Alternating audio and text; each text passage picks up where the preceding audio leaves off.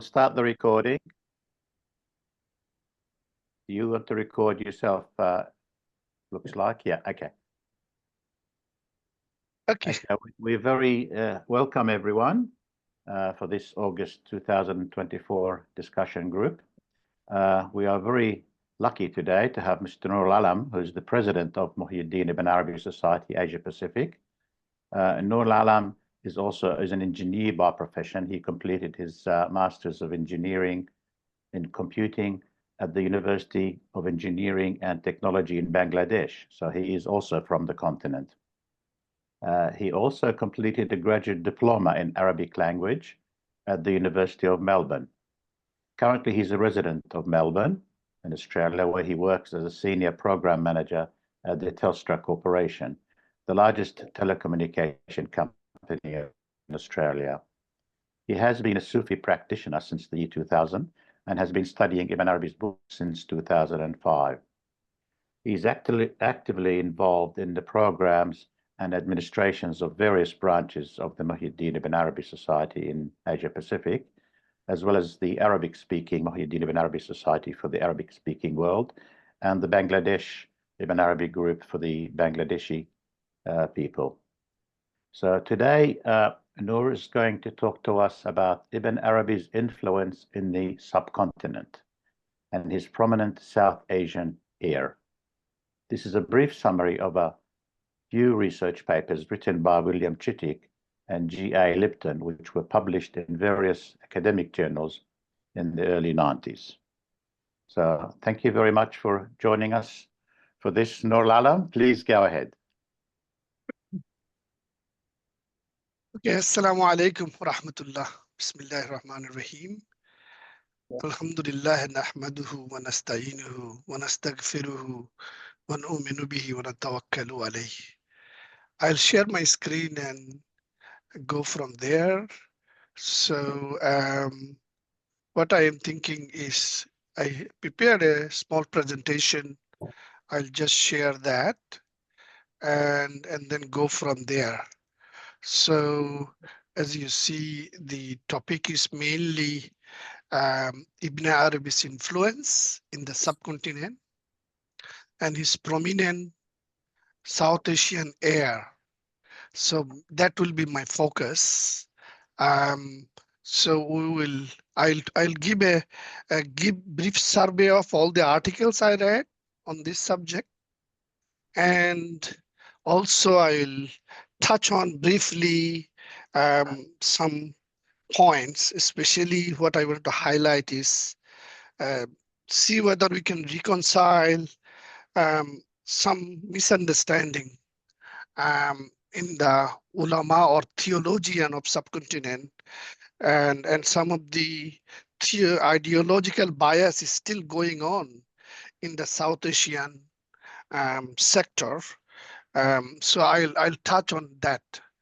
So, but I will start first with this quotation from Wahdatul Makkiyah, which I quoted in the cover page of my presentation, and then I'll come back to it why I'm quoting it. Bismillahir Rahmanir Rahim. It is he who shows himself in every face, who is looked for in every sign, gazed upon by every eye, worshipped in every object of worship, pursued in the world of seen and unseen. Not a single one of its creatures can fail to find him in its primordial and original nature. So this is a quotation from the volume 9 of Wahdatul Makkiyah. So with that note, I just want to start this first article written by William Chttick. And that article he published is in Muslim, the magazine. It's a London-based magazine. It's called Muslim World. It was published in 1992. And so in there, he mentioned that he was received a grant from Indo-American Subcommission on Education, And that study was basically to study Ibn Arabi's teaching in subcontinent. So he himself debuted there for 8 months in India from 1988 to January 1989. And he visited 10 various big libraries in the region, especially in India. And so he went to Aligarh, he went to Hyderabad, Lucknow, New Delhi, Patna, Srinagar as well. So, and he read and analyzed several hundreds of manuscripts, and he highlighted in his paper 50 big Islamic towering figures who wrote on Ibn Arabi, who wrote and disseminated the knowledge and teachings of Ibn Arabi. He classified them up to 7 categories, but most of this category I mentioned here, or the people I'll be mentioning, are into this last, these 3 categories. The 5, which is displaying important instances of influence from the writings of Ibn Arabi. 6, an important text in Ibn Arabi schools, or deals in some details with debate between supporters of Wahdatul Wujud and Wahdatul Shuhud. And then the other one is an outstanding work offering fresh and original contributions to Ibn Arabi school of thought. So those are the most of the personalities I'll be mentioning. And according to the article, he actually gave a listing of those names who were influenced by Ibn Arabi from 14th century onward. The first name he mentioned was Sayyid Ashraf Jahangir Simnani, who died in 1425, and he studied with Kashani, traveled with Sayyid Ali Hamadani, and Ali Hamadani is also a famous Sufi and Awliya in Kashmir. So, and he became a disciple of a sheikh in Bengal, eventually settled in Jaunpur. So his main famous work was Lataif Ashrafi, Mirath al-Haqaiq, Kanz al-Daqaiq, and he also wrote Maktubat. Then he mentioned this Kubrawi Sheikh, Sayyid Ali Hamadani, who I just mentioned, a patron saint of Kashmir, and his famous works, Hal-i Fusus. He wrote a commentary on Fusus al-Hikam and Asrar al-Nukta. And another personality who was influenced by Ibn Arabi was Sayyid Muhammad Hossaini. His name is Jisu Daraj, and he was mostly known, and he is from Hyderabad and Gulbarga. So his famous works was Asmar al-Asrar, Tafsirat al-Istilahat al-Sufiya, and Sharah Fusus. So there is a PhD done on Jisu Daraj. I'll briefly touch on it, and I listed as a reference item in this slide, which I'll be shared in my description of the video. And another person is Masood Baq, who died in 1387 of Delhi, and he was a disciple of Nizamuddin Awliya. And he was a pioneer of Wahdatul Wujud movement. Famous works is Miraz al-Arifin, al-Shahaif fi Ain al-Marif. So, and the 5th one is Shamsuddin Sharaf al-Din Dehlavi, and he wrote a commentary on Naqsh al-Fusus, and he was also a last part of the 14th century. So I will be mainly quickly go through a few names and then come back to the point which I wanted to briefly touch on, and then we'll discuss about it. So 15th century Sheikh Sharaf al-Din Yahya Manevi, and I know last month when Dr. Ulawi, Shah Kausar Mustafa, who gave presentation on uniqueness of Prophet, he mentioned about Yahya Maneri. So he is also a very well-known awliya in our part of the world. So his major works is Khawan Ipur Ni'ma. And then another sheikh is Hussain ibn Muiz Balkhi, Nausha Tahid. Nausha Tahid is the book he wrote, and he's a successor of Maneri, and his major works is this Marshi al-Asrar, Hadarat al-Khams. So Hadarat al-Khams here, the five presence, that is a different topics than the way we know, but through that he explained some of the teachings of Ibn Arabi. And then number three is Alauddin Ali Ibn Ahmad Mahaimi, and he is from Gujarat, and he also wrote a Fusus commentary, Tafsir al-Rahman, Azillat al-Ta'id fi Sharh Adillat al-Tawheed.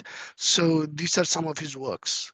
And 16th century Awliya, Abul Muayyad Muhammad ibn Khatir, al-Din al-Sattari, Muhammad Gauss. He's known as Muhammad Gauss, and he's also very famous Awliya in our part of the world. And he's from Gwalior. And his major works is Jawahir Hamsa.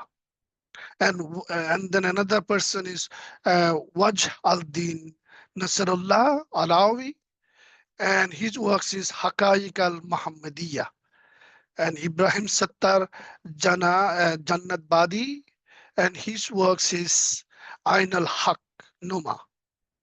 And the other person is Khub Muhammad Chishti of Gujarat, and he wrote Amwaji Khubi. That's a kind of poetry works, and the Siraj al-Mustaqim. So those are some of the books and the major works written by all these towering figures, well known in our part of the world, and they all promoted Ibn Arabi's teaching. And 7th century is Shah Burhan, al-Din Janam, and Bijapur, and his work's name is Makhzan al-Salikin or Maqsad al-Arifin. And Isa bin Qasim al-Jundi, he wrote Ainul Ma'ani. And then Muhammad ibn Fazlullah Burhanpuri, he wrote Tuhfat al-Mursala. The Sheikh Burhanuddin Burhanpuri, and he wrote Shar'i Amantu Billah. And Abdul Jalil Sadruddin Ilahabadi, he is a contemporary of Mujaddid al-Fasani, and he wrote this famous Risala called Ruh wa Nafs. And Chittick has written a detailed article, Ruh wa Nafs, and then actually he, in this particular Risala, mentioned that he came to dream. He spoke to Ibn Arabi in his dream, and he asked Ibn Arabi to explain Wahdatul Wujud versus Wahdatul Shuhud.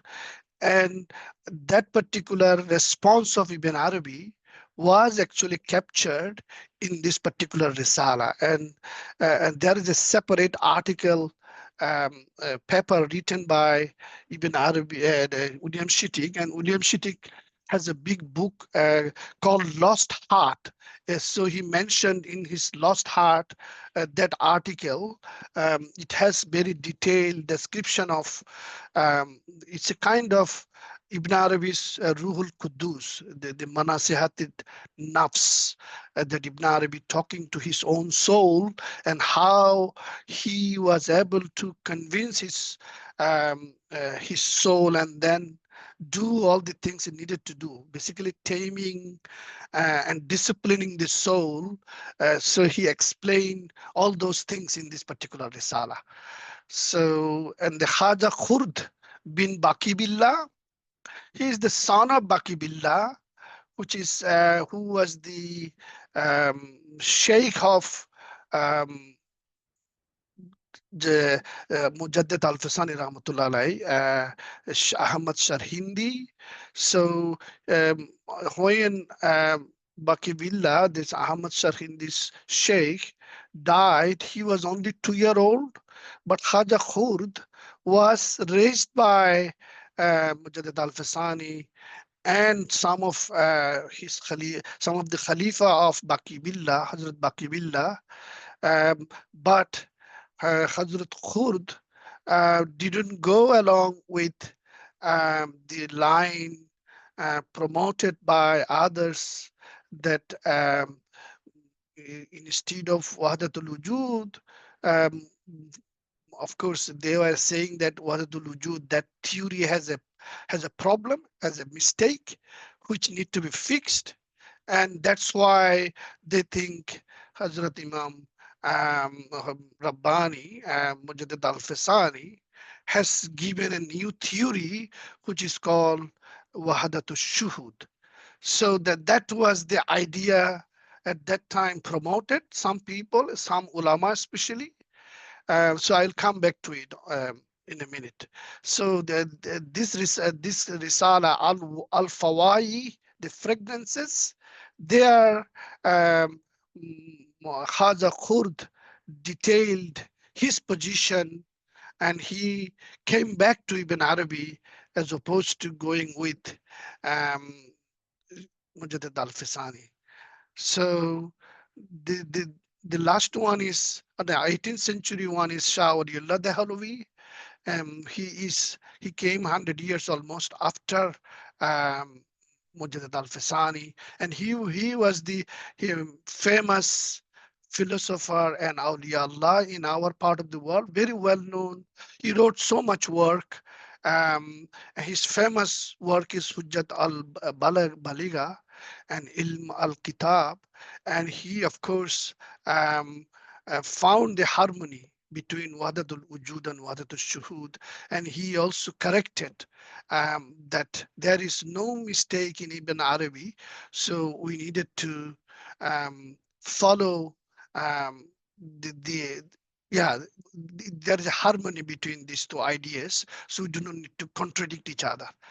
And then another famous figure is poet Mirza Abdul Qadir Bidil, and he wrote a book called Irfan. It's a Masnavi style poetry book, and there he promoted Ibn Arabi's idea.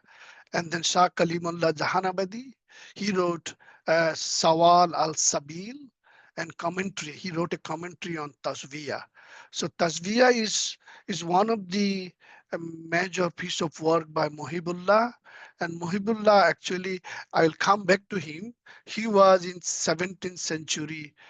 He was a contemporary of Mujaddid al-Fasani rahmatullah alayhi, and he wrote more than 20 plus book, and there is a many thesis and PhD written on Shah Muhibullah, and Shah Muhibullah, I'll come back to it, and he has been nominated as the South Asian Heir according to the researchers in the West. So 19th century Sheikh is Abdul al-Ali Lucknowi Baharul Ulum, and he wrote Risala fi Bayan Wahdatul Wujud, and he also wrote Risala Wahdatul Wujud wa Shuhud al-Haq fi kulli mawjud. So, and then the other person is Nawab Siddiq Hasan Khan. He is from Bengal, and he is one of the Bualpur, and he wrote Mankulat and Hujaj al-Kirama fi Asrar al-Qiyama, and he was also one of the big supporter of Ibn Arabi, and he was also influenced by Ibn Arabi. And Shah Ismail Shahid Dehlevi is the son of Shah Waliullah Dehlevi, and he was also one of the famous supporter of Ibn Arabi. And there was a Yemeni Sheikh, Yemeni Imam Muhammad ibn al-Shawkani, and he also promoted Ibn Arabi extensively in our part of the world. And in 20th century, Ashraf Ali Thanvi rahmatullah alayhi, and he wrote a kitab called Talim al-Din, and they are all supporter of Ibn Arabi. And of course, Sayyid Nazir Hussain Dahlovi, he wrote a kitab, Raqaiq al-Hayat Ba'd al-Mamat, and they are also, they all supported Ibn Arabi. So, so that is the main um, figures I wanted to mention in their work, but the one I wanted to highlight is this particular commentary by G.A. Lipton in his article. He mentioned that the way thing happened, that there was a kind of battle between Shirhindi's sober doctrine of oneness of witnessing and Wahdatul Shuhud against Ibn Arabi's monotheistic doctrine of oneness of being and Wahdatul Wujud. So, and it became a standard trope in South Asian Sufi historiology, and Karl Ernst, he actually wrote another big article, and he said Muslim nationalists gave Shirhindi, Hazrat Shirhindi Rahmatullah Alayh, a new role of defender of Islam. So people like Maulana Abul Kalam Azad, Muhammad Mia, Ishtiaq Hussain Qureshi, Aziz Ahmad, he was a professor in Toronto University, and Fazlur Rahman, he was a professor in Chicago University. So they wrote books, they wrote articles, and they actually, according to G.A. Lipton and others, they demonized Ibn Arabi. They actually said basically one of the more common forms of contemporary demonization of Ibn Arabi, and one of which Fazlur Rahman himself engaged in repeatedly, is to position the 7th century Indian Naqshbandi Sheikh Ahmad Sharkhindi, known as the renewer of second millennium, as diametrically opposed to Ibn Arabi and his school. So that's what they highlighted. But actually, the fact of the matter is, Sharkhindi himself was not actually adversary of Ibn Arabi. I just have collected the recently translated in English Maktubat Imam Rabbani, Imam Rabbani, and there Hazrat Mujaddid Al-Fasani himself write, "Oh God, what can I do in this battlefield? It is the Sheikh Ibn Arabi with whom I sometimes fight and sometimes I agree. It is he who laid down the foundations of the theory of Marifat and Irfan and elaborated on it. It is he who spoke in detail about unity, Tawhid, and upon of the union of the creator and the creature, Ittihad, and who explained the emergence of multiplicity, ta'addud wa takathur. It is he who attributed existence solely to Allah, Haq, and asserted that the world was imaginary, mawhum or mutakhayyal. I myself, who is one of the later ones, have received effusion from his barakah and have taken to the total share of his marifa. May Allah subhanahu wa ta'ala grant him a good compensation on behalf of us."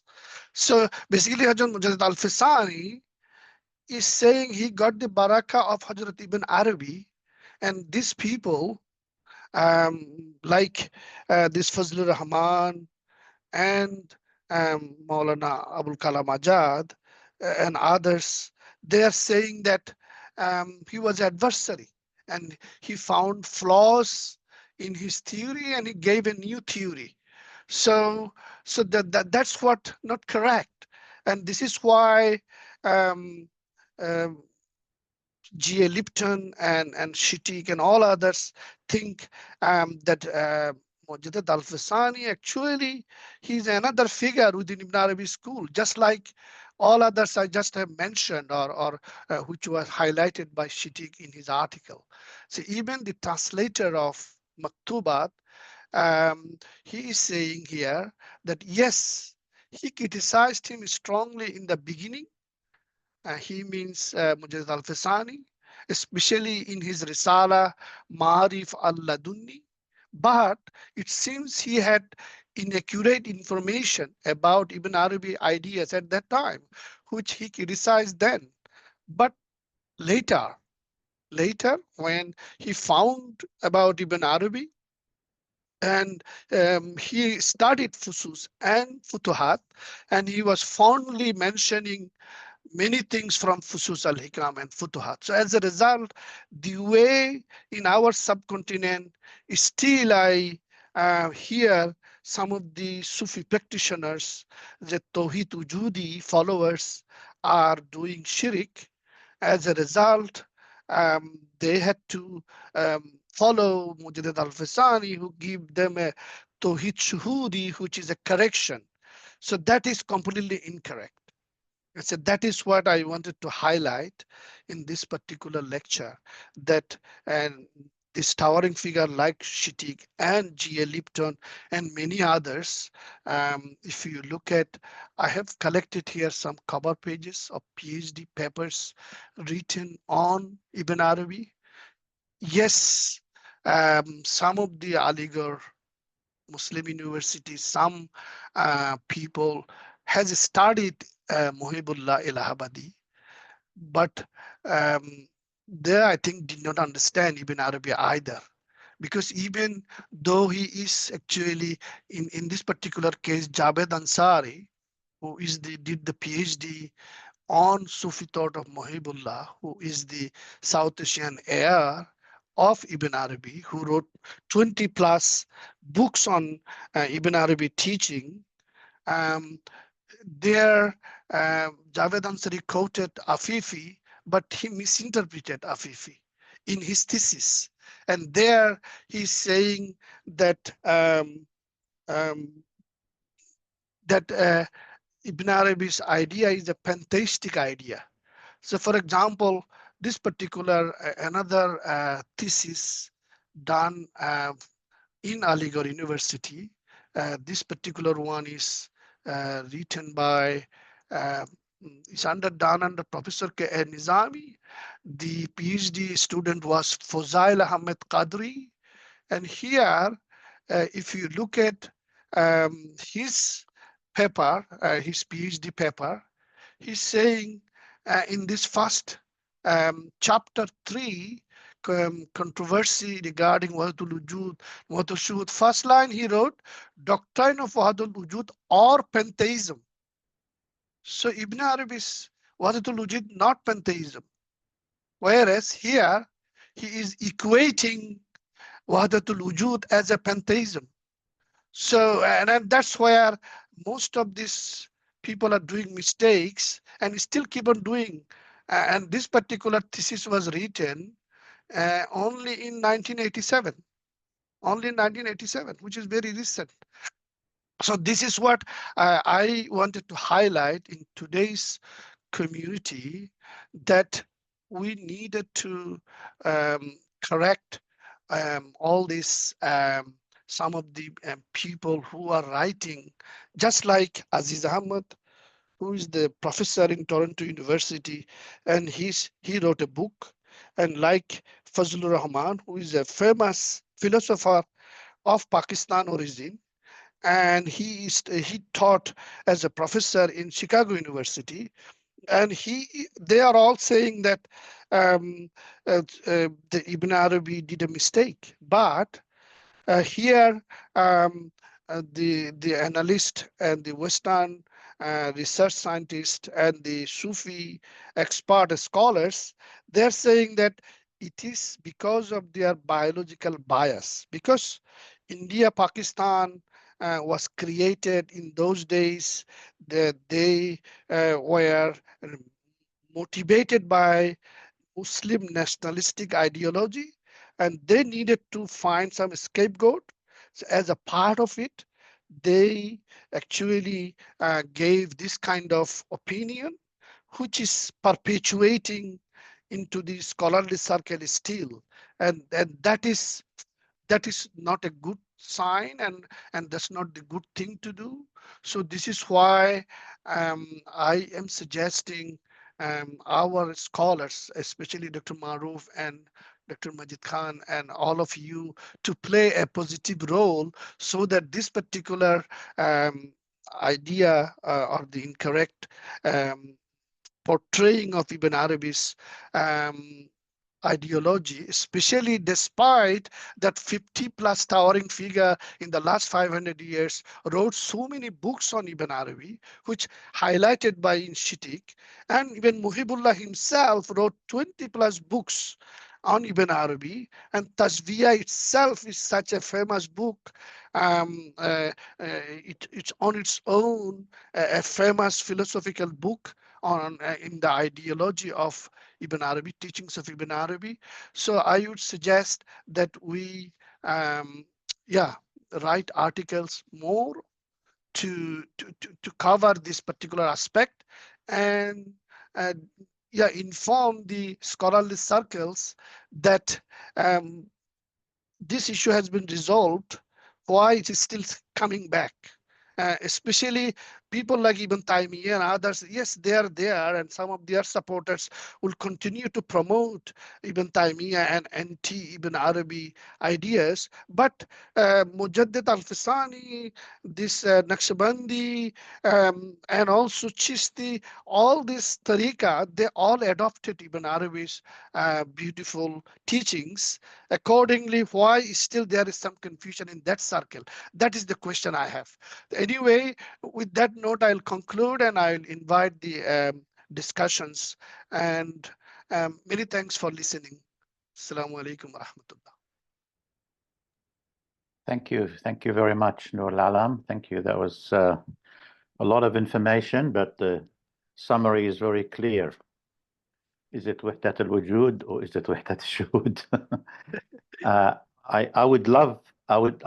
We'll ask for comments and questions and so on. But I would love also if we, in our discussion, include what is the actual real meaning in the difference. What was the understanding of those who disagree one way or the other of what Wahdatul Wujud means and what Wahdatul Shuhud means, so we can see where they're coming from, what their perspectives are, so we can look at it differently than what we might assume. I might assume that's what it means and comment on what I believe it is. It'll be nice to know what they thought of it. Thank you, Nur. If anybody has any comments or questions, please go ahead, either just speak. And if I see all of you jumping at once, I will request that one of you speak at the time. Please go ahead.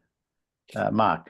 Good. Thank you very much indeed for your talk. Would you be able to just give us a brief overview of what the two positions were, so we can be more in a position of informedness about them?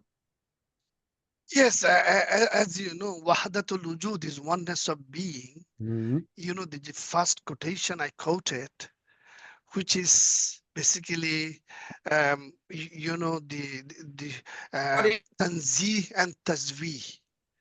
These two, Tazvi is the similarities, Tanzih is the transcendent.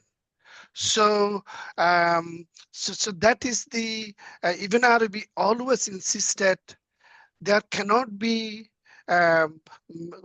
divine manifestation into the visible universe unless you include Tanzih, because Ibn Arabi says, Huwa Allah subhanahu wa ta'ala, Huwa mustawla ala batini kulle zahirin. Everything, whatever is zahir, whatever is manifest, he is present. He, Allah subhanahu wa ta'ala, is present, batin, in a hidden way. He is present. Everything, whatever is present, whatever is zahir. So everything in the world of seeing has a root in the world of unseen.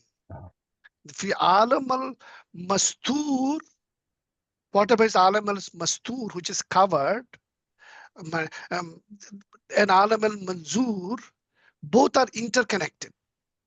Whereas the pantheist view is that this universe is a hulul, is the incarnated divine present. The God is incarnated as a visible universe. So everything you see in the universe, this is the divine.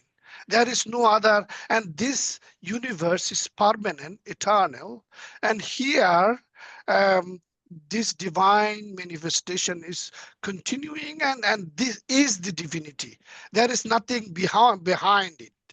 So that's where this shirk component coming, because pantheism does not believe in the tanzi component. So as a result, this Wahdatul Shuhud, they're saying that no, this oneness, what you see, is the only witnessing part of it. But so as a result, there is no wujud. Gosh.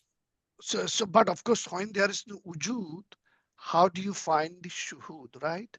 So you needed to have, so that's what there is a thing called, mumkinat, the possibilities and,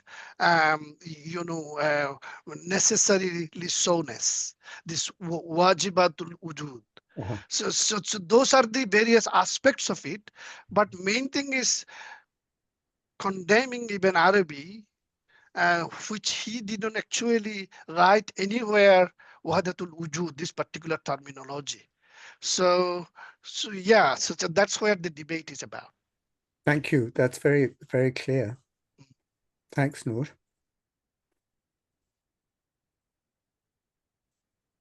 It is interesting. I wonder whether we can also conclude that the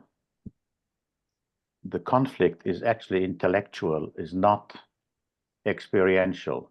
Yes, exactly right. I think when 2 or 3 people experience something, even if they express it differently, they still understand each other and they will agree with the different expressions of the other person. But if they argue, I suspect, I'm not really sure, but I suspect if they argue, then they're looking at it merely intellectually and they're not really experiencing the depth of what Ibn Arabi would have meant, because we know Ibn Arabi is not speaking just from words he's read. He has wahi, he has direct cognition from God to give the expression of what he's talking about. Dr. Maruf, please go ahead.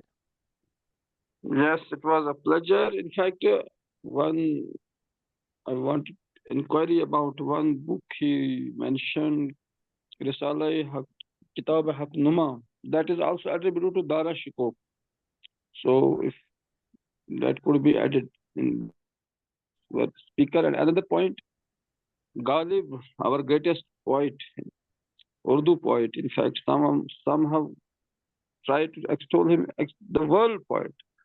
He has a great 3-page summary of Wahdatul Wujud. This, I think, that sums it up so brilliantly and so aptly and so beautifully, this whole problem and debate. And after reading Shah Waliullah's Risala on this conflict between Wahdatul Wujud and Wahdatul Shuhud, I think things become so clear. And in fact, that has been the foundational text after which major scholars of both Barelvi, Deobandi, and even Ahl Hadith, they have been in a way in reconciling Ibn Arabi with Mujaddid Sarhandi. So, as Chittick has remarked, it is not an issue really. Why I agree with the speaker, he said, why is still it being raised? And there is some Ibn Taymiyyah followers are highlighting this, I think, but they also ignore major Ahl Hadith scholars, especially in the late 19th century and early 20th century, who were all great,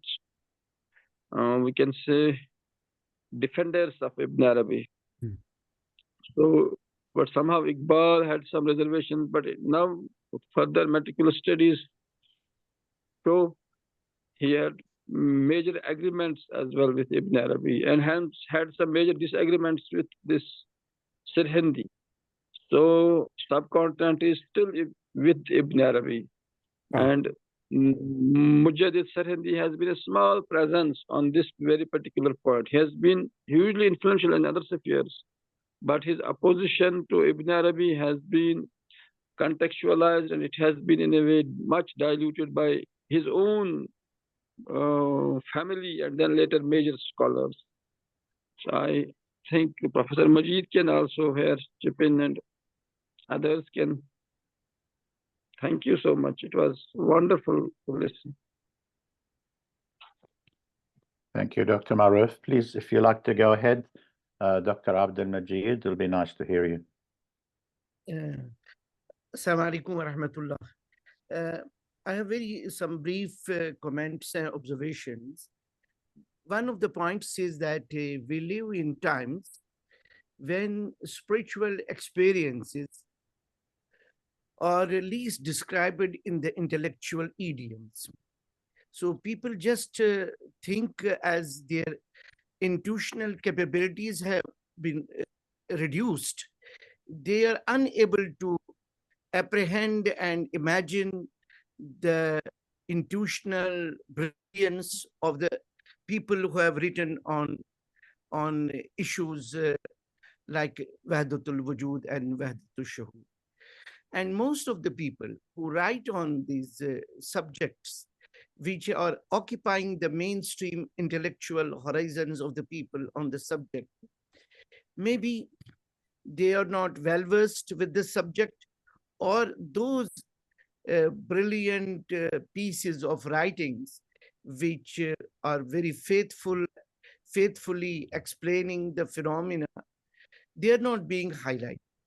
So there is something what we can say as an intellectual challenge, that we are able to get together those explanations which are faithful and which are, in a way, we can say that they are intelligible to the contemporary man and his idiom.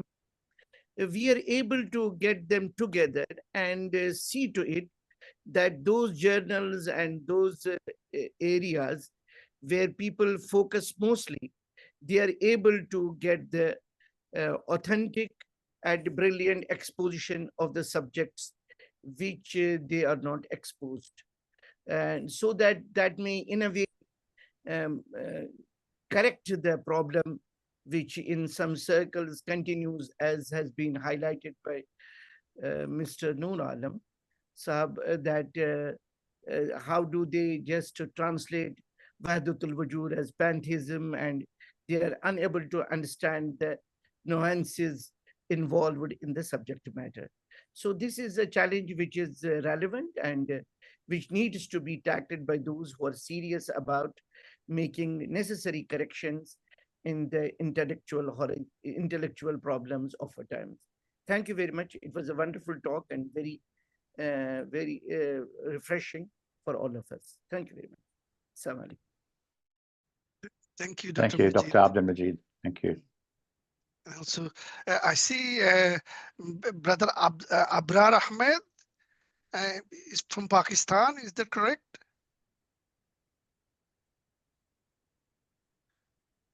And thanks for that reference to Tajalli Ilahiya, Tajalli Kitab Tajalliyat Ibn Arabi.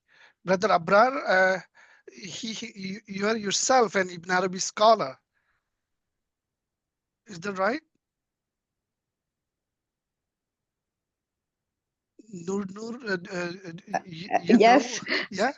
Of course, I shared the link to him. Yeah. Assalamu alaikum. Noor Alam, thank you so much for this. I especially appreciated it because from being from this region, and then reading many of these scholars off and on, bits and pieces. So it was really very relevant, and you really presented it very well. Thank you so much. And I shared the link with Ibrar Ahmad and I said, if you want to join, please come. So I don't know Yes, if he's talking or not, but I thoroughly enjoyed it. Thank you.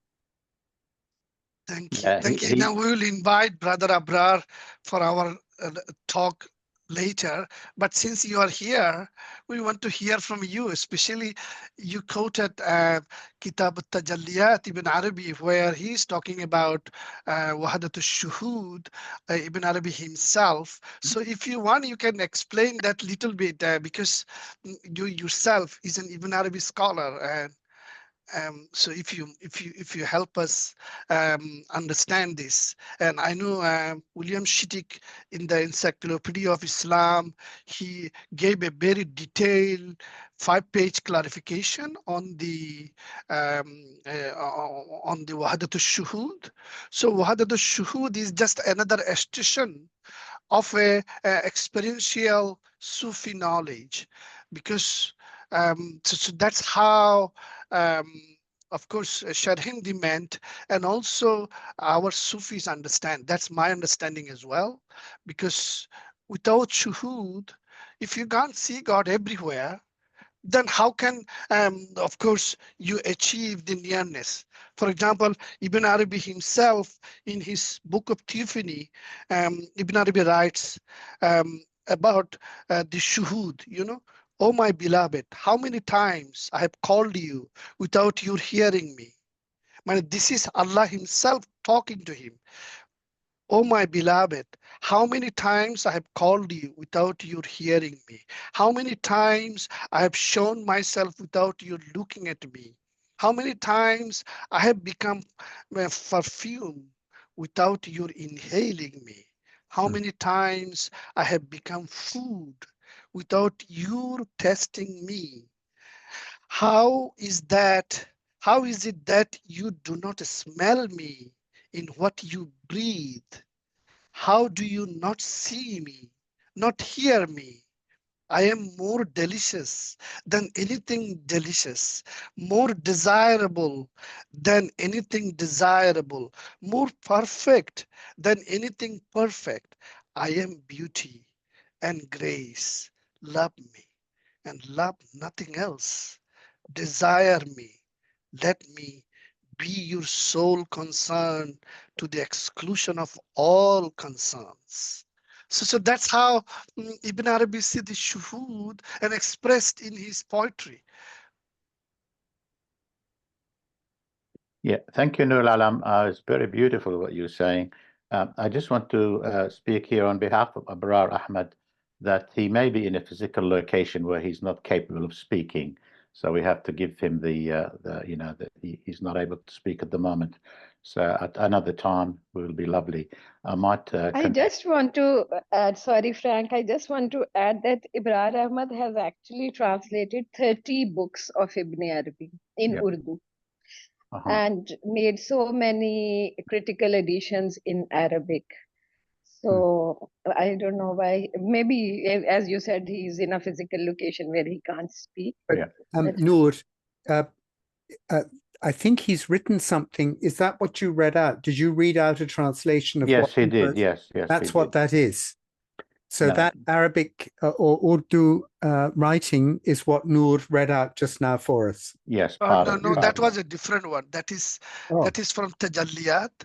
Yeah. That's the Wujudu laulahu makana li naam wala kana li shuhudun.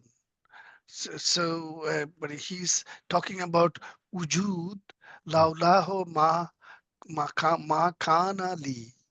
So he's explaining in this particular tajallil wahid li nafsihi. So here lakin ana fil wujud wa anta fi alami farid wal fardu عيني والفرد من الفرد كونه أو كونه الواحد المجيد. So here Ibn Arabi talks about, of course, Tajalli Ilahiyya, because wujud is not only existence but finding, because the way I am understanding here, basically, laulahu makana li nam wala kana li shuhud. So if there is no wujud, then how can you have shuhud, you know? Yeah. And the next line? What does the وأنت في عالمي فريد. You know, farid, unique, right? والفرد في الفرد كونه أو كونه الواحد المجيد. So kaun, this whole universe, yeah? That uniqueness, al-fardu fil fard.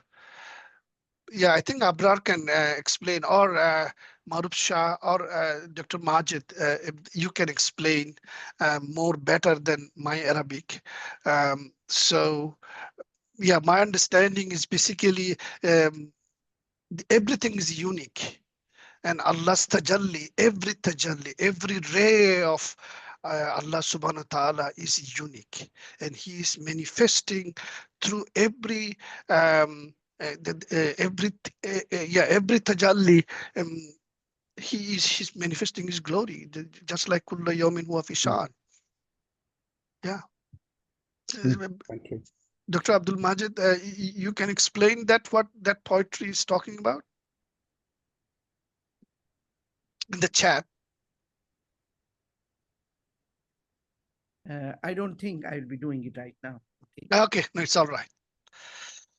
Yeah, I'm finding it difficult to read it properly because the way it's jumping the different lines and the right and the left is not quite clear because of the format of the English and Arabic mixed together. I can understand some of the word, but not in the context of the whole thing. They sound like they're beautiful to understand. Tajalli al-wahad li nafsihi is a you know, it's bringing the manifestation, tajalli al-wahad li nafsihi, bringing the manifestation of the one to himself. So what is implying the unmanifest is manifesting, yet it is remaining the unmanifest. So it's for itself. It's because some people think that when the unmanifest manifests, then you have the unmanifest, then you have the manifest, and the unmanifest disappears. It doesn't. It remains. This is what this is as I think it's implying. Yeah, one thing I was thinking, I don't know if this is really, I mean, this is not really a topic about what I think. It's more about the Ibn Arabi's influence on the continent and the scholars of that part of the world. But something about the wujud and the shuhud, if I take these two words, one of them is more like a noun and the other one is more like a verb. So al-wujud is existence. You cannot choose to exist or not to exist. That is just how it is. This is just reality. Whereas ash-shuhud is an option or capacity that one can do or may not be able to do. Either we can witness or we cannot witness. It's like a verb.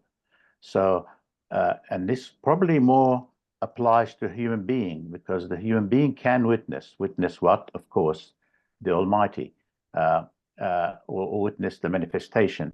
So the witnessing is not something that is a noun. It may or may not exist. It depends on the person himself and his capacity to experience and where he's at, what station he's at. Whereas al-wujud doesn't depend on anything. Everybody is being. Everybody exists, even the trees and the dogs and everybody. So there's no choice of not being able to be. So I think it's interesting because you were, Nur al-Alam, you said in your talk something about you have, that there is somebody, I forgot his name now, who was able to bring harmony to those two ideas. And I would love to know what that person has said. How was the harmony brought to the two together? Because I do see as no conflict in both personally, if I interpret them the way it means to me, but who am I? You know, it's not really me that's important. So what was that? Do you know what was the harmony? What was the harmonious way of putting them together, Noor? Yes, of course, that is a research on its own because he wrote a big book on it. And I think, as Brother Maruf said, Dr. Abdul Majid might be able to even give more detail because he gave a recent talk on Shah Waliullah Dehlevi in another forum. So, main thing, what actually William Chttick said here in his article about Shah Waliullah Dehlevi is Shah Waliullah Dehlevi came 100 years after Mujaddid al-Fasani, and there, when of course he was one of the uniter, and he actually gone through this particular um, uh, area, just like Muhammad Khurd, the Khwaja Khurd wrote in his Risala, where Muhammad Khurd said in this particular Risala, he said that a group has supposed that Tawheed is in Shuhud, not Wujud, but they have not reached the reality of this station. Another group has verified that Wujud is the same as Shuhud, that the Shuhud that opposes Wujud is of no account. So free yourself from the vision of duality at the outset. So this is Muhammad Khurd, Khwaja Khurd, who wrote in his Risala that Fawai, the fragrances.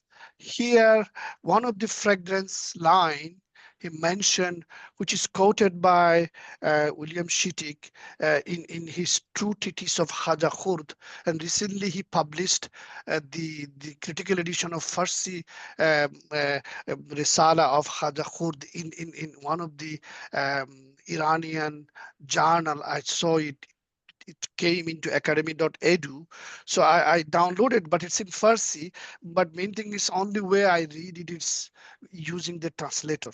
So, but here, as you see here, that this Ahmad Shah Hindi's position, or the people who are saying that Ahmad Shah Hindi is correcting Wujud, is not correct, because Wujud and Shuhud is the same thing, is basically not understanding the how the duality is appearing to us. So the same way, I think Shah Waliullah Dehlevi, there is a particular portion mentioned in his article. If I find that line, I'll come back to you. Otherwise, yeah, I can take this on board, this question. Thank Or you, Noor. maybe Brother Dr. Majid Khan, you might be able to tell.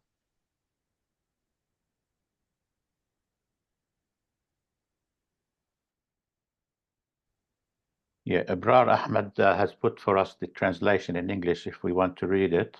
Oh, that's good. Go ahead. It's good. Shall I read it? Okay. Yes, go ahead, please. Translation. لولاه ما كان لي الوجود. Were it not for him, I would not exist. I agree with that translation. Meaning, acknowledging the divine source of existence. نعم ولا كان لي شهود. Yes, I would not bear witness, meaning reflecting on the role of witnessing and awareness. لكن أنا في الوجود فردا. Yes, I am an individual in existence, meaning recognizing individuality within existence. I think the word was, Frank, the word was yet in the second one. The first one was yes, and then there's a yet, meaning... Yet I am, yes, yeah. You're right, yes. Yet, lakin, yes, yet I am an individual in existence. So he's trying to say, even though I'm beyond existence, I'm also an individual in existence. Meaning recognizing individuality within existence. That's beautiful. وأنت في عالمي فريد, I think فريد. And you are unique in your world. في عالمي في عالمي, in my world, I think maybe it should mean, meaning highlighting the uniqueness of the divine presence. والفرد في الفرد كون عيني, and the unique of the unique in the essence is the essence of my being, meaning emphasizing the profound connection between individuality and divine unity. لو كونه الواجد المجيد أو كونه الواجد المجيد, or his being the one, the majestic, meaning celebrating the majesty and oneness of the divine. So this is beautiful. This is trying to bring together the oneness of the individual and the divine without saying that the individual is divine as such. I mean, this is where the language, it has to be, we have to be very careful, I think. Yeah, I mean, if God, you know, as the Hadith al-Qudsi says, I wanted to, I created the world because I want to be known and loved. So he created the world out of himself. So he is in the world, but we can't say the world is merely, is alone is him. The world, he is more than just the world that he created. So it is not wrong to say the individual is divine, as long as we don't mean he's equal to the divine, because the divine is unlimited, whereas the individual is limited. The word individual by itself implies the meaning of the word. You know, it's implying limitation or subset of the whole. It's not the whole thing. So this is where I think this is part of the reason that this fighting between each other is more the interpretation and language meaning and the lack of experience. When the experience is there, I think people can see that, you know, the seed becomes the sprouts into a tree and it becomes the fruits. We can say without the seed, there's no fruits, but we cannot say the fruit is everything, even though the fruit also creates seeds and the circle goes on, you know. So it's this combination of togetherness of in eternity of this cause and effect, which causes the next cause and it causes the next effect. It's a continuous eternal connection, which has no beginning and no end, yet the mind cannot understand something. It has no beginning and no end. And this is where the understanding has to come from another place within us beyond the mind. Otherwise, we will be stuck forever. Which comes first, the chicken or the egg? Frank, there's another message which has come since. Yes. What is that phrase in Arabic there that? Tanzih wa tashbih. Yeah. Ah. In this we find tanzih wa tashbih. Which is what Noor was saying earlier. Yeah. Okay. Yes, correct. Yeah. Gosh. Yeah, Abrar, I'm going to get your email from Noor and send you an email inviting you to give us a talk one day in the next few months soon. So I hope you will respond kindly to me. It'll be a joy to have you speak to us one time when you're able to speak. Yeah, he has a very big, famous Urdu channel and a lot of following. Yeah. Ah, lovely, Yeah, lovely. occasionally I listen some of his beautiful lectures. Yeah. Ah, beautiful, beautiful. Yeah. And now, Frank, he's added an extra line. Have a look. Jazakallah, Jazakumullah khairan. Yes, he's thanking me basically. Ah. Yeah, he's thanking me. It's pleasure. It's our pleasure. Yeah. And Frank, would you mind just telling us what line 5 says again, because it seemed to be very, very pivotal. 1, 2, in the translation, 3, 4, 5. And the Arabic as well. والفرد في الفرد كون عيني. I think عيني, that's what it says. Because عيني means my eyes. I think it means something. I think unless it's some other word that I can't see clearly. والفرد في الفرد كون عيني. The unique in the unique is the essence of my being. Wow. Okay, no عيني, maybe عيني or عيني, عيني. So yeah, here's see what is responding. عيني, my being, means my essence, my being. Okay, no عيني. Okay. Yes, because in the Fusus al-Hikam, correct me if I'm wrong, Noor, but the wisdom, the final chapter, the 27th chapter, is the wisdom of fardiyya, in the word of Muhammad sallallahu alaihi wasallam. Yeah. Iqbal, I think Iqbal Wisdom has of basically, singularity. Yeah. can I say something? Yes, please, Dr. Maruf, go ahead. Iqbal has remarked all life is individual. And I think he takes it from Ibn Arabi. The whole philosophy of individuality, Khudi, is that derived fundamentally from this Ibn Arabi, and his great grand was it was basically Hazrat Abdul Jilani, who has gifted Ibn Arabi to the world, according to one narrative. So he traces some of the key ideas of Iqbal on individuality, unique individuality of every creation but Ibn Arabi's second idea that everything is never repeated, everything is unique and never repeated. It is something which has been unique to Ibn Arabi, and it has been much, in a way, elaborated later. And it explains so many things, and it explains simply the point that there are no two things similar, no exactly same. So that means ultimately time and history do count. So Islam has a great monotheistic religions in general. They do give importance to linearity of time, and what we can call, that should not be called, we can put it in quotes unquote, divinization of time. So time is in a way central to the evolution and unfolding of universe, we can say divine names, and that makes history very important source of knowledge. So since nothing is repeated, everything is something is somehow unique, and that alone justifies its new existence. Otherwise, it would not exist at all. So Chittick and others have much elaborated on this idea of this uniqueness of everything, and it is a great idea. Maruf Shah, that title of the book that you said from Iqbal was something individuality. Is that the same word, fard? Is it the same word? Yeah. Different. Same. Yes, Asrar Khudi. In fact, his whole book is titled Asrar Khudi, and the idea of Khudi, or individuality of everything, selfhood. That is central to Iqbal. And when we try to how why he derives it, we are able to locate certain.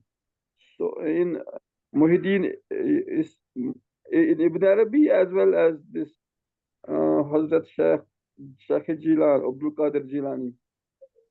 So that, and Iqbal, is the modern expositor of Sufism. But the word is fard. Fard. It's for individual. Yeah. Fard, individual, unique. Okay. Both ideas of uniqueness and the individuality. Iqbal's exact remark in his stray remarks is all life is individual. So nothing.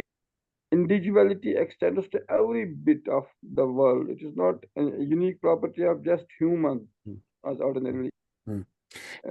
I think also in English, sometimes fard is translated as singularity. So it has three components, like the love, the lover, and the beloved. And the three is the first singular number.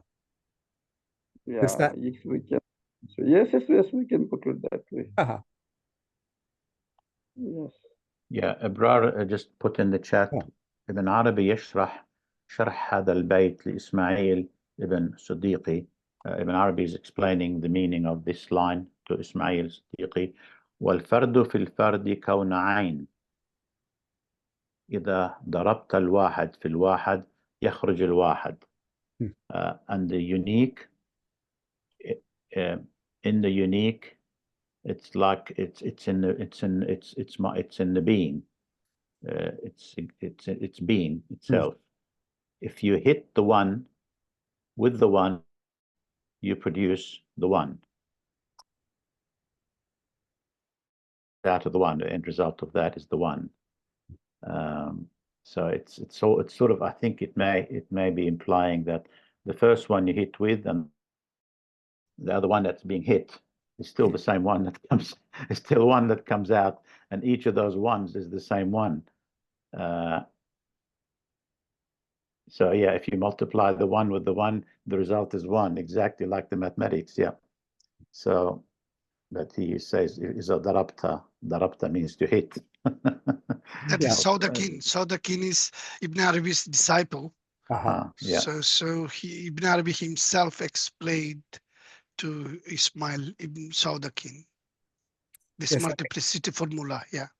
There's a line, my beloved is three, although he is one. My beloved is three, although he is one. So the number three is three ones. Yeah, I mean, I heard that in other cultures as well. Mark the three and the one as the one. Because we say unity of being means there is only one, yet we see there is a subject and there's an object. And there is the doer and the done, and there is the process in between. And I think they put the three together. I don't know if this is what Ibn Arabi implies as well. Yes. That the subject and the object, you can't even connect them together with that to have the process or relationship between them. So, and since there is only one, so that one must be each of those three. It can't be three separate things. They're only separate at the level of manifestation. After they manifest, then we see them as three. But in their essence, they are one. The subject is the object. That's just what God created the world to see Himself, or to know Himself. So He's the knower and He's the known, and He is the process of knowing. Yeah, He's the knowledge. He is the knowledge. Yes, and He's the knowledge. Yeah. Faris Golzar, do please, you have your hand up. Please go ahead.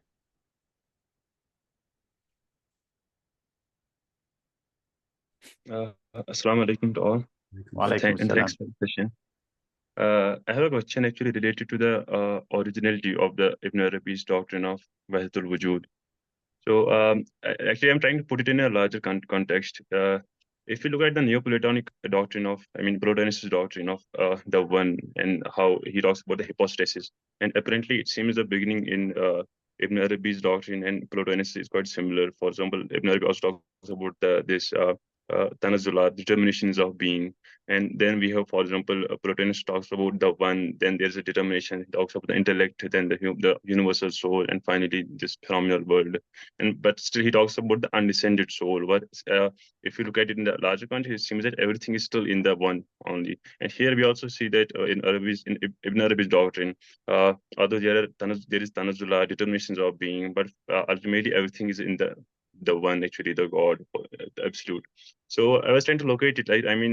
How similar or how different are these two doctrines of Ibn Arabi and Plotinus? Because Mr. Noor Alam sir, when he talked about these Muslim nationalists who are critiquing Ibn Arabi, for example, Dr. Fazlur Rahman or Maulana Abdul Kalam Azad. So I think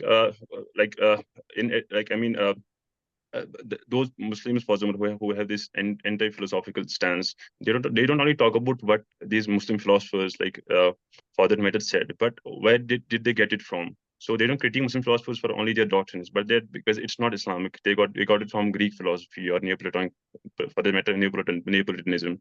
So this is my question actually: how do you see Ibn Arabi in relation to Plotinus doctrine? Because apparently it seems to me that there are some similarities, at least at that start. Thank you, Faris. Thank you. Do you like to comment on any of that, Noor? Yeah, there is a bit of a study on Plotinus, because as you know, the way the hikmat, this Fusus al-Hikam, it talks about from Adam to Prophet Muhammad Islam. So from those 27 prophet, he mentioned 27 hikmah. And in that Fusus al-Hikam, he mentioned, say, Wahdatul Wujud in the hikmah of Adam. And then the hikmah of Fardaniya, the singularity, to Hazrat Muhammad Sallallahu Alaihi Wasallam. Hazrat Muhammad is Fardaniya because Allah said, Prophet's light, the Nur Muhammadi is the light which was created from Allah's light. The entire universe is nothing but came from Muhammadan light. So that's one of the way, this uniqueness of Prophet Muhammad Sallallahu Alaihi Wasallam. So this Plotinus, or even before Plotinus, the Platonic, Ibn Arabi commented on Aflatun, and as a result, when Aristotle wrote that particular book, Ibn Arabi said that is not complete, so he wrote this Tadbiratul Ilahiyah. So all those, Islam didn't start during Prophet's time. It started from Adam. So whatever Plotinus is saying, if there is some similarity, Ibn Arabi didn't mention Plotinus. Ibn Arabi mentioned only Quran and Hadith. So Ibn Arabi's whatever theory we are saying, Wahdatul Wujud, oneness of being, that is in Quran, that is in Hadith. And one of the ayat William Chttick was explaining to explain Wahdatul Wujud was that ayat related to this alaya, this miraj. Miraj means when you think that there is a water there, but there is no water, right? And I forgot that verse, but that verse used that word wujud. They find nothing but God. These people who think that they are doing good deeds, but they are chasing a mirage. They are chasing basically a false expectation. But when they finally reach to the mirage, they don't find the water, they find God there. So because God is everywhere and God is going to give them the guidance, and that's what, where is nothing, there is but God. So this Abul Kalam Azad and all, they can say that Ibn Arabi inherited this or copied from, because they do not have the that capacity to understand the kashf, the knowledge of kashf, knowledge of both worlds, the zahir and batin. That's why they are one-eyed. Basically, they can't see with both eyes. So because they can't see both eyes, they only see little bit of theological fiqh part of it. That's why Ibn Taymiyyah didn't understood Ibn Arabi's this ayana sabita concept. The ayana sabita is the blueprint which is kept in the Sidratul Muntaha, which is Lawh Mahfuz, where. So all the ayana sabita is in Lawh Mahfuz. And everything we are here happening is all linked. So this is why when they do not understand ayana sabita, because this is one of the idea Ibn Arabi put in to explain this, alam al-mithal. So if alam al-mithal is not understood, because if you look at these two verses, one is the last verse of Surah Yasin, another verse is the first verse of Surah Mulk. Both verse talks about two worlds. One is the Biyadihil Mulk. Yeah, in the hand of Allah is the Mulk, which is this world. And then Biyadihil Malakut, which is the world of Malakut, which is the other world, which is the Barzakh. So basically, those two worlds are interconnected. This Mulk and Malakut. So constantly this Khalqun Jadid happening, and there is there is a detailed description by Farghani, who actually taken a lot of teachings from I think Kunawi, and there is an article by William Chttick. He clearly explained how this tajalli happens and what are the various layers of tajalli and what are the various realm. So mainly these 5 presence where you know alome lahut alome how this transcendence happen, then alome malakut, and then of course alame dunya, how the transcendence happen, and that part of course is not understood by the theologians or the faqih, and they just looking rational mind, just the literary whatever revealed text in front of them. That's why they are unable to explain and how they are interconnected. So that's what that is my understanding, and the this is one of the reason when Muhibullah Shah Muhibullah Ilahabadi, in his tasviyah, he is saying this particular this particular line in this Muhibullah's article, the equivalence between giving and receiving. Al tasviyah bainal ifada wal qabul. So just like the way I was reading that line, the Hadith Qudsi, that I was sick, you didn't visit me, and I was a beggar, you didn't give me the charity. So basically here, giver and receiver is both, is divine.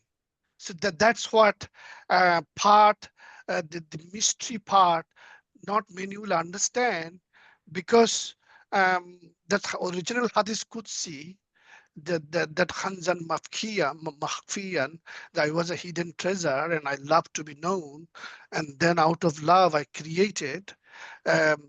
So that creation, of course, his tajalli, his shan is reflected through his creation. So both is here. Mahibullah is saying, is whoever is receiving on behalf of Allah, because both hand just one hand is giving, another hand is receiving. So now those idea has been reflect, those idea were in this Plotinus those book Aniad, where they explain, and if that is the reason they say that they're rejecting Ibn Arabi, I don't see that is a real genuine reason, because if they don't understand from the beginning to the end how the creation and cosmology works, that is the shortcoming of the person himself, as opposed to just like, you know, in Baqi-Billah's son, Muhammad Khwaja Khurd was saying, if someone doesn't understand the duality, we can't make him understand. Noor, yeah, is Ibn Arabi known as Ibn Aflatun? Ibn Aflatun, is that correct? Some people call Ibn Arabi Ibn Aflatun, the son of Plato. Have you heard? He is called Ibn Aflatun because of because originality in the Greek philosophy, because Aristotle was a rationalistic mind, and he didn't have that mystical experience the way the Plato had. So that's why Plato was respected by Ibn Arabi, and just the way European civilization followed Platonic philosophy, same way in the Islamic world, Ibn Arabi brought the originality with this mystical dimension from end to end. So that's why many called Ibn Arabi as Ibn Aflatun, the son of Plato of Islamic world. Yeah. And also, if you think about, I wonder if you could comment on this, that Ibn Arabi also says that the son is the sirr, is the secret of the father. So that seems to follow on from what you're saying, that Ibn Arabi brings out the sirr, the mystery, the secret of what Plato states, if you like. Could it be seen that way? Yeah, it can be seen that way because the sir, yeah, the asrar, he has quite many writings with that particular title, right? Even that book, this contemplation of the holy mystery, the Mashahid al-Asrar. So Mashahid al-Asrar al-Qudsiya wa Muta'ali al-Anwar al-Ilahiyya. So in that, he, like, Nifari wrote, that whole compilation is similar to the way Nifari expressed himself. So Ibn Arabi expressed all those various tajalliyat he received, like his other kitab, the translation we did with Suhail from Kitab al-Tajalliyat Ilahiyya. So those sort of inner asrar, Ibn Arabi used a lot of philosophical terminology to express them, because generally awliyas, they have been revealed so many secrets, they are not allowed to divulge them. But Ibn Arabi used a lot of poetry and philosophical terminology to cover the actual manifestation. So I don't know whether you watched that Pablo Benito's lecture on Manazil, Manzil al-Manazil. And there he's talking about those 19 manzil Ibn Arabi mentioned in Futuhat al-Makkiyah. There he gave a lot of mafatih, a key of the various secrets he received, and he explained how they are related to various manzil. So with reference to Fariz's original question, there is a mysterious sirr connection between the philosophers that between Plato, Plotinus, and then Ibn Arabi. It's not a question of copying or anything like that, but there's a heartfelt connection of sirr, which is there underlying all the different connections, and it's a heart connection, an experiential connection that is tasted and then recognized by the people who recognize it, and the people who don't recognize it see the structure, and the structure itself reflects the beauty of the mystery as well, but in a different way, in a way that hides the essential taste of it, so to speak. And yet at the same time, the people who love the philosophy get their own satisfaction in a way from that reflected light. What would you say about that? Yes. I mean, Ibn Arabi's universality is also, he said, Deen al-Hub. So he is implying there that every human being has the capacity of connecting directly to God and getting direct what this whole thing is about experientially. So the fact that there's a possibility that Plato did it and Ibn Arabi did it doesn't mean that one has to copy from the other. One gets it directly from the source. Every human being, even ourselves here, has the potential of getting it directly from the source. The source is ever present every moment to everybody. we can't exist without that source. So it means it's always available to us. It just needs our ability to recognize and connect, really. God is already available to us. We are not the ones who are available because we're not able to see and express. So really, in that sense, we don't have to say, well, if there are two people saying the same thing, one must have copied it from the other. It doesn't, it's not necessarily so. No. Thank you, sir. Thank you for your answer. Thanks all. Well, that was beautiful and a very rich discussion.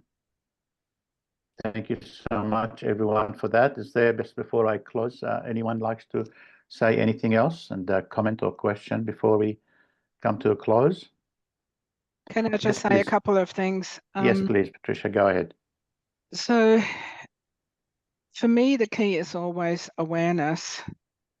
And as far as I understand Ibn Arabi, and I don't think that I do understand completely Ibn Arabi, but I see what he describes as a continuum. And I can be identified with any stage along that continuum. So I can be identified with the world out there, the duality, the world of perception, or I can be identified more and more with the absolute, with God, maybe even before manifestation. But it is never two, it is never distinct, it is not a interconnection, it is actually like one piece of string. And regardless of, so it never ends, it doesn't have a start, it doesn't have an ending, but it depends on my level of awareness and my level of receptivity to see where I am at that stage on the level of continuum. And what helps me personally is when I am very much identified with this world, with what is out there at the moment, to somehow walk a little bit back into the more mysterious part and say that is now one of the tajalli, one of the manifestation. Next moment there's another manifestation, but it is never it's never an interconnection. And that's where I see the difference to Plato, who was in the cave and he saw the mirror image of the cave, yes, but there were two. It wasn't one long continuum. And I do think the importance is in our hearts to be aware of what we're aware of at any stage, which then gives an indication of, right now I'm here on that continuum, right now I am more identified with manifestation, right now I'm more identified with the essence, with the source of it all, and every moment I am somewhere along that continuum.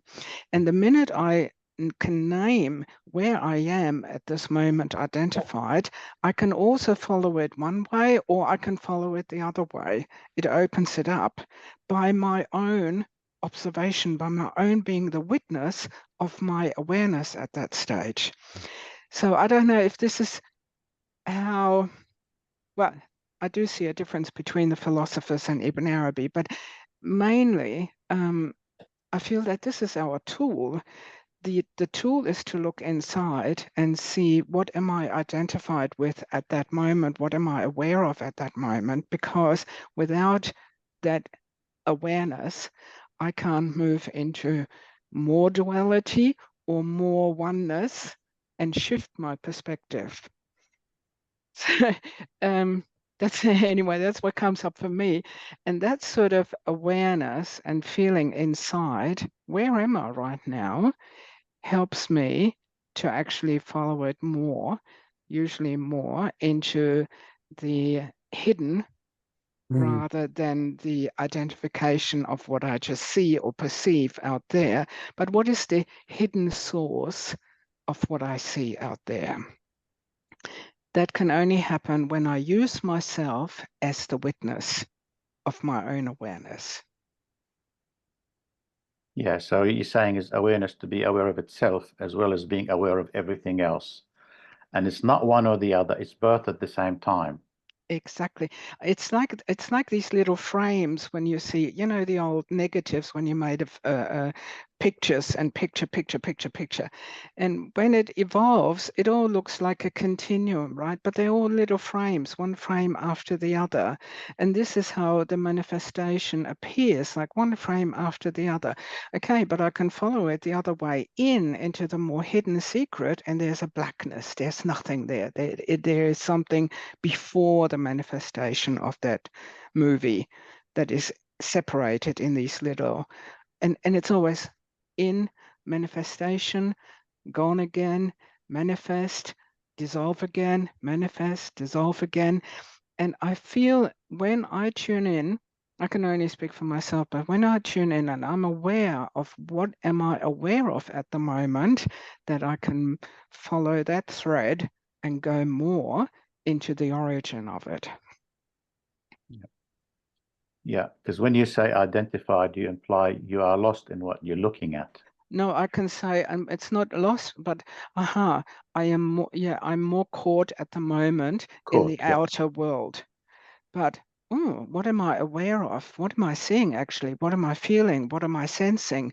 It's going inside into the internal experience of it that liberates me from the external and helps me to go further along the continuum into being more connected to God, who creates all of that outer experience, rather than me in relationship to that outer reality.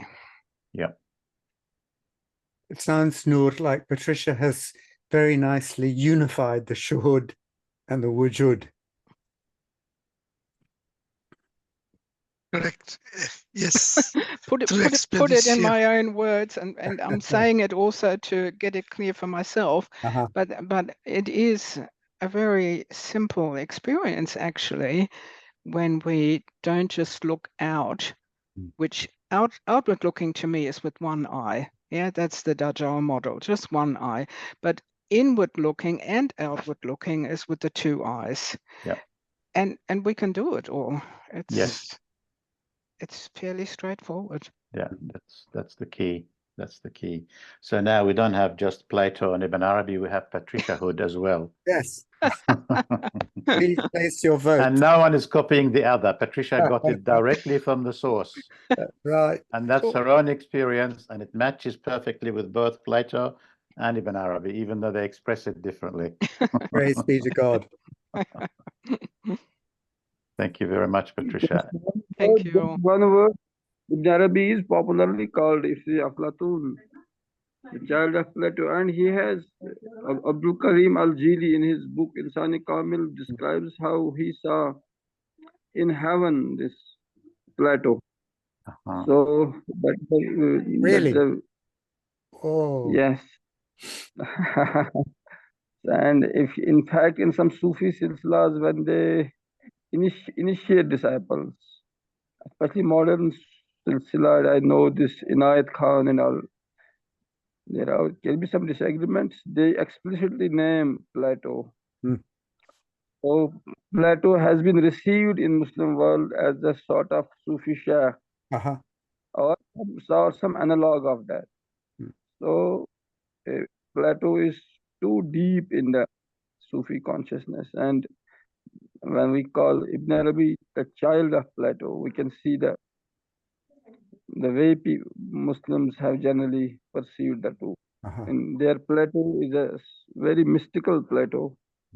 And Plotinus, in fact, there was in medieval world, we were not able to separate Aristotle, Plotinus, and even Plato. So Muslims have received them more in a way that they are great progenitors of hikmah, or illumined wisdom.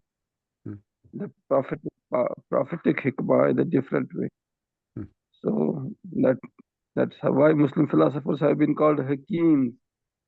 And hakim is considered next only to muhaddas.